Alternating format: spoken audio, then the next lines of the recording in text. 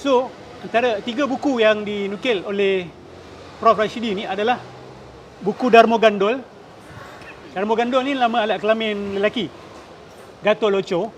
Gato Loco pun alat kelamin lelaki dalam keadaan tertentu. Bila tengah high lah. Faham bila tengah bernafsu sangat. Okay? Gato Loco. Dan yang ketiga adalah buku Hidayat Jati. Hidayat Jati. Saya rasa orang kita dekat Nusantara ni jarang dengar nama-nama buku ni. Tetapi saya suspek ia pernah dibawa masuk dan pernah diajarkan tanpa disebut nama buku ni. Okay, saya suspek begitu. Sebab dia mendahului Ahmad Laksamana. Dia hampir dengan ajaran Taslim. Buku Hidayatul Anwar.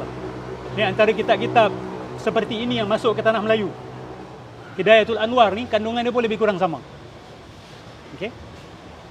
Okey, kita baca sikit apa yang dekat dalam buku Darmo Gandol ni. Tengok. Dia buat perbandingan zikir Islam dengan zikir orang Buddha. Dan dia kata zikir Buddha ni lebih hebat dan lebih baik. Dalam keadaan dia mendakwa bahawa buku ni adalah falsafah kebatinan keislaman, dia buat perbandingan, lepas tu dia tinggikan zikir Buddha, agama Buddha. Dan dia menghina-hina orang Islam. Okay?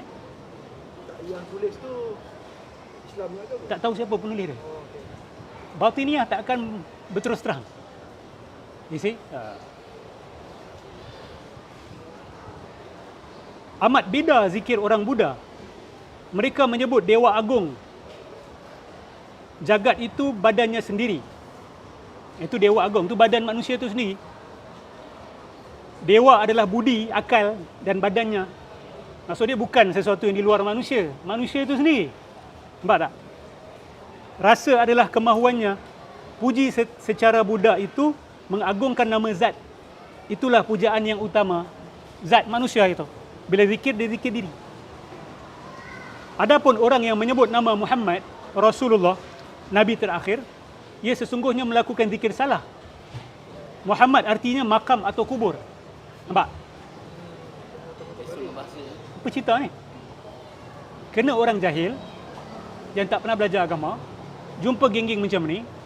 Oh. Kan? Muhammad tu maksud dia kubur, makam. Oh. Muhammad mana? Kan? Kalau tanya diorang, Ustaz, dia orang cakap ada 2 Muhammad. Muhammad diri. Yalah, Muhammad Zahir, Muhammad Batin, Muhammad Awal, Muhammad Akhir, Muhammad Luar, Muhammad Dalam, kan? Jadi syahadah diorang tu kena periksa. Saya minta mereka-mereka nak kahwin ke anak ke, nak apa ke, tanya dulu. Khususnya geng-geng yang ikut geng-geng makrifat ni, tanya dia, syahadatu an la ilaha asyhadu an la ilaha illallah wa Muhammad Rasulullah. Muhammad yang kamu sebut tu Muhammad apa? Kalau dia kata Muhammad bukan Muhammad bin Abdullah, minta fatwa daripada jabatan fatwa masing-masing. Tapi daripada yang saya belajar, dia belum Islam lagi. Kalau dia pernah masuk Islam, lepas tu dia tukar syahadah kepada itu, dia telah murtad. Ni bukan main-main sebab tu bila kita cerita tentang batiniyah ni, ni bukan isu picisan. Dia nak tarik Nabi tanpa membuang nama Nabi Muhammad tu, tanpa membuang nama Allah tu. Tapi dia dah tukar makna dia. Okay? Dia tukar Muhammad tu kepada cerita lain, Allah tu kepada cerita lain. Syahadah begitu tidak sah. Tidak sah. Faham So, Muhammad artinya makam atau kubur. Rasulullah artinya rasa yang salah. Oleh kerana itu ia itu orang gila. Pagi sore berteriak-teriak, dadanya ditekan dengan tangannya, berbisik-bisik, kepala ditaruh di tanah berkali-kali. Dia hina solat. Kan kita letak kepala kita dekat solat. Sebab tu ada geng-geng ni menghina orang yang solat. Dia kata ini zahir saja, ni kulit. Dan lepas ni dia cerita pasal solat daim. Sounds familiar? Ni forensik juga ni. Orang yang tak perasan kata tak ada kaitan. Tapi orang yang dah lama dalam bidang ni, you smell the same. I know who you are. Kan? You pakai topeng banyak pun kita kenal you siapa.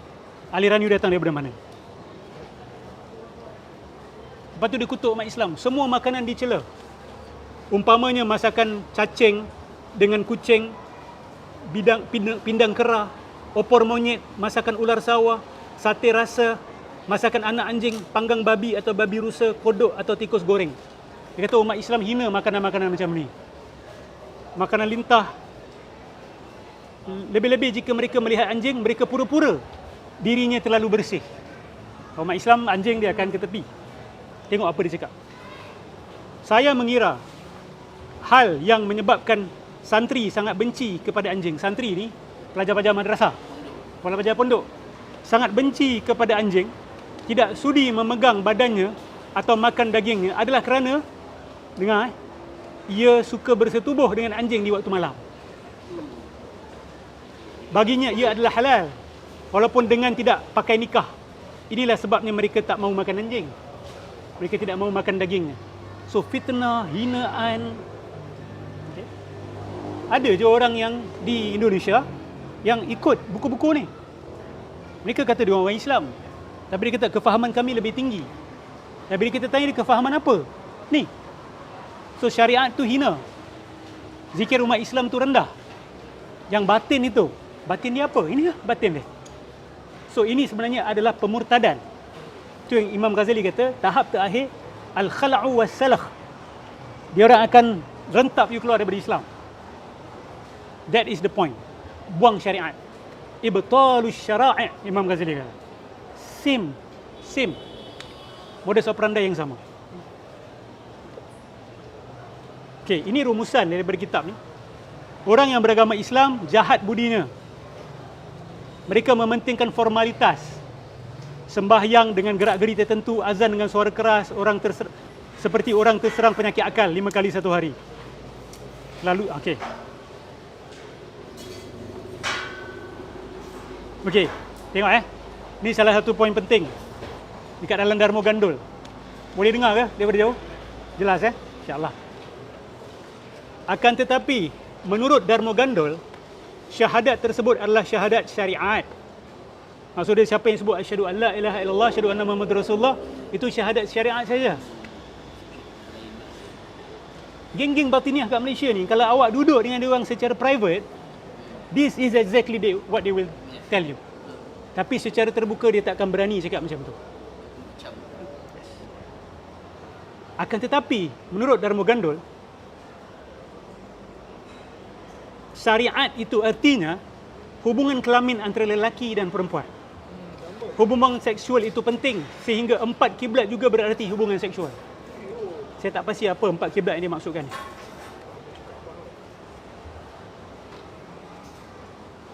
Permulaan surah Baqarah, Alif Lam Mim, Dzalikal kitabu la raiba fihi hudal lil muttaqin. Erti sebenarnya, Dzalikal bermaksud jika tidur kemaluan bangkit. Kitabula, kemaluan laki-laki masuk dengan tergesa-gesa ke dalam kemaluan perempuan. Raiba fihi hudan, perempuan telanjang. Lil muttaqin, kemaluan laki-laki berasa dalam kemaluan perempuan. Kalau ada orang yang bawa ajaran ini dekat Malaysia sekarang ini, yakinlah ada orang akan ikut. Sebab apa? Sebab kita dah terputus daripada manhaj ilmu, tradisi keilmuan. Kita dah lama tak dengar bila ustaz ajar benda pelik-pelik, masyarakat tanya, "Ustaz dapat daripada mana ni? Ustaz macam pelik lah ustaz. Boleh ustaz berikan saya rujukan tak?" Itu je. Soalan tu boleh merobohkan kesesatan. Dan dia boleh selamatkan awak dunia akhirat. Wallahi. Tapi soalan itu yang dibenci. Geng-geng ni sangat benci kepada soalan itu. Sebab apa? Cuba awak tanya dia. Kejap. Dia kata zalikal tu maksud dia apa? Kemaluan bangkit. Mana you dapat? Oh, you jangan tanya. Ini saya dapat melalui kasyaf. Fana. Allah bagi saya.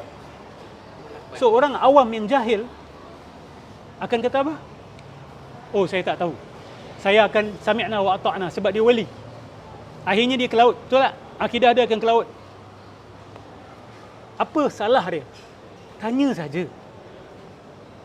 Qul huwallahu ahad tu macam mana boleh rujuk kepada Nabi Muhammad? Contoh. Kan, kata kalau dia itu iaitu Muhammad adalah Allah yang Esa. Ada tak masyarakat kita yang jangan tanya, ini martabat tinggi, kita tak tahu. Apa beza dengan ni? Saya tanya awak. Kenapa awak kata, oh ini, saya tak akan terima ni ustaz. Tapi qul huwallahu ahad merujuk kepada Muhammad tu Yalah, sama-sama. sama je. Itu lebih teruk. Betul tak? Itu lebih teruk. Ini dengar di telinga teruk. Tapi dia tak lebih teruk daripada yang mendakwa bahawa huwa dalam Al-Ikhlas tu boleh merujuk kepada Nabi Muhammad sallallahu alaihi wasallam. Tapi orang boleh terima tak? Sebab apa? Dengan alasan kami orang awam. Jangan menghina diri hanya kerana awak orang awam seolah-olah awak tak ada akal. Dekat akhirat awak akan dipertanggungjawabkan oleh Allah. Awak tak boleh kata saya jahil Allah dekat dunia dulu, saya ikut je. Syekh saya ikut saja. Syekh imam saya. Awak ikut benda-benda yang awak dah kaji, awak tak faham. Bukan benda-benda asas untuk awak jadi orang Islam. Benda tu semua orang kena faham.